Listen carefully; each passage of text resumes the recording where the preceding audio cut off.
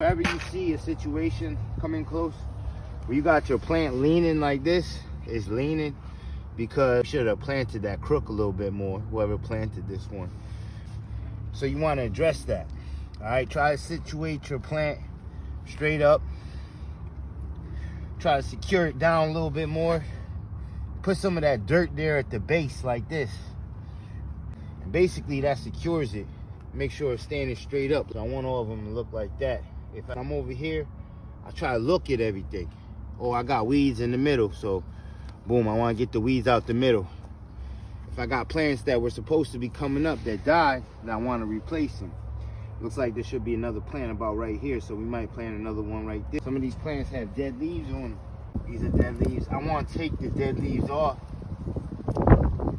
and then that's going to help the other leaves that are right here to grow strong. We got a workshop that we're going to do on Sunday right here at the farm. Got rained out last weekend, but we're going to do it this Sunday here at the farm, rain or shine. Click the link in the bio if you want to get it. You could live stream.